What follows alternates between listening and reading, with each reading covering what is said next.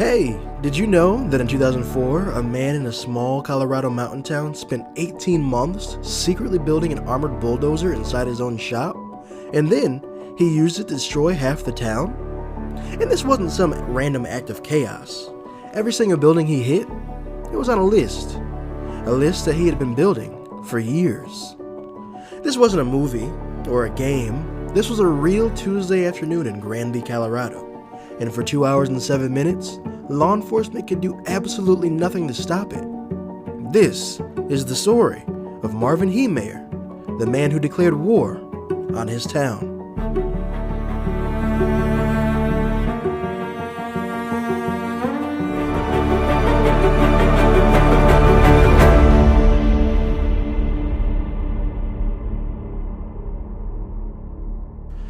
Ladies and gentlemen, welcome back to another episode of Hey Did You Know, where we dig up the weird, the forgotten, and the downright strange corners of America.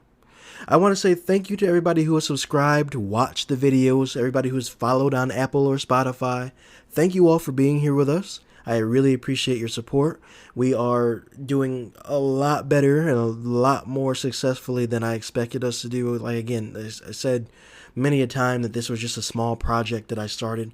So thank you everybody who was here with us and who has shared this podcast and just everybody that's enjoying. Thank you for all the comments that everybody's leaving. I really appreciate that. We're really building a community here, and I appreciate everyone for being a part of it. I do just want to say, as I always say in every video, make sure that you are liked wherever you're watching. Make sure you're following.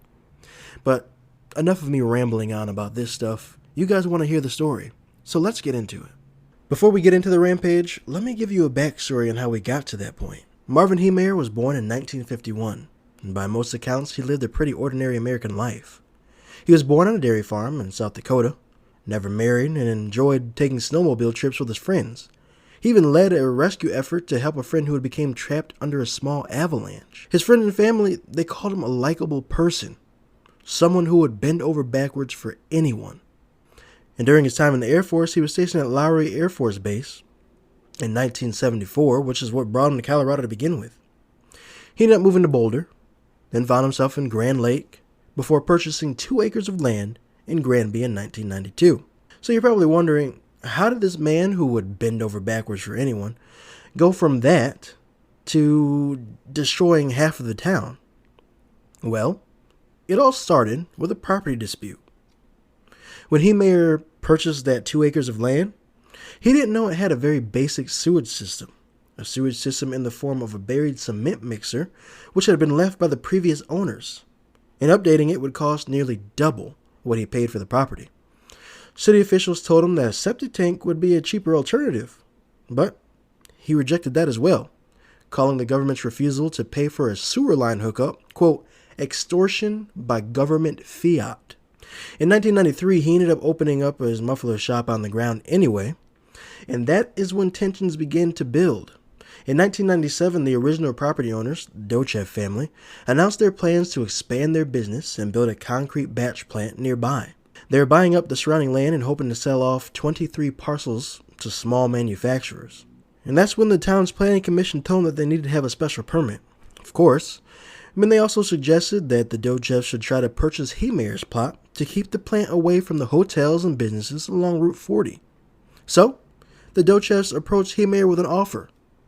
And upon hearing it, he wanted $250,000. But he then claimed that he had his lot reappraised and asked for an additional $125,000.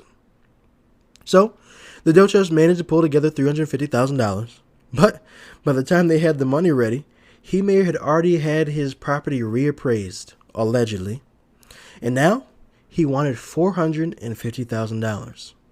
But they weren't going to go for that. So, of course, the deal fell through. So, a petty and now angry, Heemeyer launched a public campaign against the concrete plant. And at first, it worked. Members of the public raised concerns about dust, noise, and environmental impact. But the Dochevs were ready for that. They addressed those concerns directly. They promised additional protective measures, presented detailed miniatures of the facility to concerned citizens, and slowly, the opposition faded. In November of 2000, Heemeyer filed a lawsuit to stop the project entirely. But by January of the next year, city officials almost unanimously approved the plant's construction. Heemeyer had lost, and I'm sure he wasn't too happy about that. Then the Dochevs actually tried to extend an olive branch to him. In June of 2001, Joe Dochev himself called Heemeyer personally. He made him an offer, dropped the lawsuit, and they provided him with a free easement to connect a sewer line to the new concrete plant at no cost. But Heemeyer's response was simply to hang up his phone. And around that same time, remember that cement mixer that he had spinning around underground? It finally filled up. And rather than finally installing a proper system, he began pumping raw sewage with a gasoline pump directly into the irrigation ditch behind his property. And he was later caught trying to illegally connect to a neighbor's sewer line. And at this point, it was the final straw for the sewer district. Officials stepped in and enforced a requirement that had technically been on the books for nearly 9 years, fining Heemeyer $2,500, which he paid the fine, but of course not quietly. On the memo line of the check, he wrote a single word: cowards. And from that point on, it stopped being a simple property dispute. Knowing the zoning decision was final and that there was nothing left to fight, Heemeyer made a decision. He traveled to California and purchased a Komatsu D355A bulldozer at an auction for $16,000. He had it shipped to Granby in July of 2002 and parked it outside of his shop with a for sale sign on it. It even tried to auction it off, but nobody wanted it. And to Marvin Heemeyer, that meant something. He later said in audio recordings that the bulldozer's failure to sell was a sign from God, a sign that the machine had a purpose. I wasn't supposed to walk away from this because the Komatsu was still there. The built property was still there. If I would have gotten a bid of $450,000, I would have netted $5,000 more than I actually netted. Is that what it cost for you people to not pay? Because what I'm going to do is going to be worth way more than the $5,000. So, in October 2002, he announced the closure of his muffler shop and put almost everything up for sale. And in October of 2003, a year later, he sold the property itself to a waste disposal company for $400,000, nearly 10 times what he actually paid for the property when he first bought it. He negotiated a lease to stay in half of the building he had just sold, telling the new owners that he needed to stick around until he finished some work. And something that I want to also add, something I thought was crazy when I was researching this story, within a single day of the sale closing, the new owners had already completed the water and sewer connections that Heemeyer had been fighting over for years. But, of course, at this point, Heemeyer wasn't thinking about the sewer anymore. He built a wall to section off his half of the building, changed the locks, and got to work. He even illegally constructed a small living quarters inside, so he never had to go home to Grand Lake, as he thought it was a waste of time.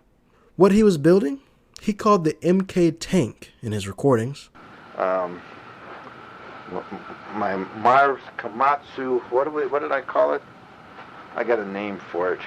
Oh, my MK tank. He fitted the bulldozer with thick composite armor plating covering the cabin, the engine, and parts of the tracks. For visibility, he mounted several video cameras on the outside of the machine, linked to 2 monitors on the dashboard inside the cockpit, all because once that armor was sealed up, there would be no windows. The cameras on the outside of the tank were fitted with 3-inch thick bulletproof polycarbonate, and he fitted compressed air nozzles inside them to blow away any dust so the lenses would remain clear. Inside the cabin, he mounted 3 rifles, including a .50 caliber BMG rifle, the kind of weapon designed to punch through light armored vehicles. It's safe to say, he wasn't planning for a quick joyride around town. On July 4th, 2004, at around 2:15 in the afternoon, the wall of the building exploded outward, and the MK tank rolled out. His first target was Mountain Park Concrete, the Dochev family's plant, the place where it all began. Cody Dochev was on site when his radio crackled with reports of an explosion. He looked up and saw an armored bulldozer bearing down on his family's business, and several employees scrambled to stop it, jamming objects into the threads, trying to lock up the machine. But of course, it's not going to work on a bulldozer. Cody, initially conceived that the thing must be operated by remote control, pulled out a pistol and fired at it. He then tried to climb on top of it, and even jumped into his own front-end loader and drove straight at the bulldozer. But nothing was working. A sheriff's deputy arrived, followed by a Colorado State Patrol trooper, who was immediately fired upon by Heemeyer. More deputies poured in and opened fire, targeting the cameras on the outside of the machine, trying to blind him. But that 3-inch bulletproof polycarbonate held up. Then, Heemeyer turned the bulldozer and charged directly at the firing position occupied by several state troopers. They evacuated with seconds to spare. After destroying the concrete plant, the MK tank turned south and began rolling towards downtown at about 5 miles per hour. Officers at the plant, once he left, called for a reverse 911 notification to be sent to all residents, and then, Under Sheriff Glenn Traynor, he did something remarkable. He jumped on top of the bulldozer. While on top of the bulldozer, he rode it, in his words, quote, like a bronc buster trying to figure out a way to get a bullet inside the dragon. He even dropped a stun grenade down the bulldozer's exhaust pipe, which, of course, didn't work, and he eventually had to jump clear to avoid being hit by debris. It took Heemeyer about an hour to reach the heart of Granby, and when he got there, his next target was Town Hall, which had been hosting a children's story hour in his library right before the rampage had begun. Every child and adult inside were evacuated moments before Heemeyer reached the building and brought it down. From there, he turned towards Liberty Savings Bank, positioned his bulldozer so it was aimed directly at the corner office where a woman who served on the zoning board worked. And then, he moved on to the offices of the local newspaper. A scraper was brought in to try to block his path, but, of course, he pushed that aside like it wasn't even there. Then, Heemeyer did something that shifted this property dispute rampage to something that could have been a mass casualty event. He began targeting a propane storage yard, firing 15 rounds into the tanks, some of which held 30,000 gallons of propane. Heemeyer then turned his guns on nearby power transformers, trying to find an angle that might ignite the tanks. Sheriff's Department later said that had those tanks ruptured and exploded, anyone within a half a mile could have been killed or seriously injured. But by this point, local authorities were running out of ideas. 200 rounds had been fired at this bulldozer, and not a single one had made a meaningful impact.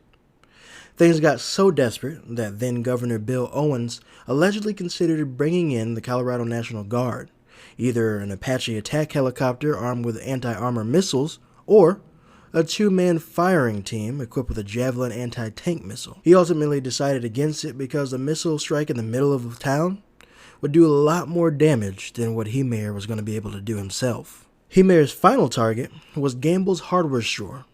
He drove straight into it, but this time, something was different.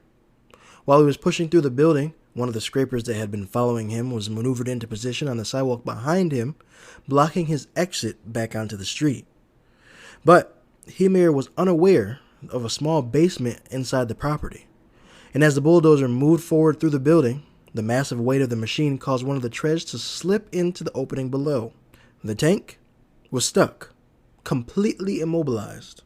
SWAT teams swarmed the machine and officers surrounded on every side, and then, at 4:30 p.m., one of the SWAT members reported hearing a single gunshot. Marvin Heemeyer had shot himself in the head. And 2 hours and 15 minutes later, it was all over. 13 buildings damaged or destroyed and approximately $7 million in damage, and not one single other person had been killed. In the years since, Marvin Heemeyer became something of an internet folk hero. To a certain corner of online culture, he is the ultimate symbol of a little guy standing up to a corrupt system.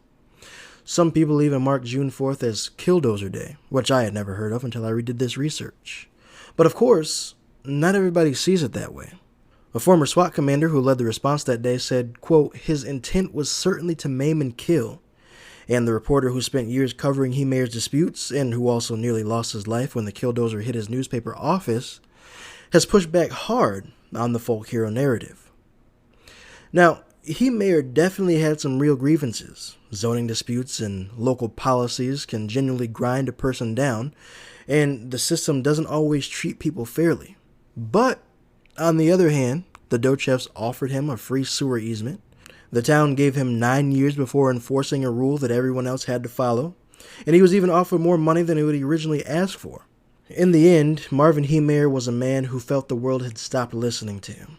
One of his most famous quotes was, quote, "I was always willing to be reasonable until I had to be unreasonable. Sometimes reasonable men must do unreasonable things." Today, Granby has been completely rebuilt. There's no physical trace of the rampage left in the town, and the dozer itself was later cut apart and scrapped to prevent souvenir taking. So, I want to ask you all this as I do every episode. Do you think Marvin Heemeyer was a folk hero for standing up to a broken system? Or do you think the Killdozer story gets a little romanticized in a way that ignores what really happened that day? Let me know in the comments what you think. And if you want to go deeper on this story, if you want to know more, a little bit more about it, there is a 2019 documentary called Tread, free on YouTube. And I will put the link down in the description so that you guys can go check it out if you'd like to. But for now, thank you so much for listening. And if you enjoyed this episode, please share it with a friend.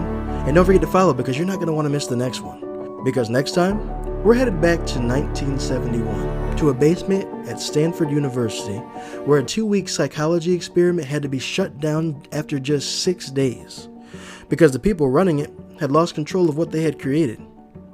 The story of the Stanford prison experiment and what it revealed about what ordinary people are capable of. Until next time, thanks for listening.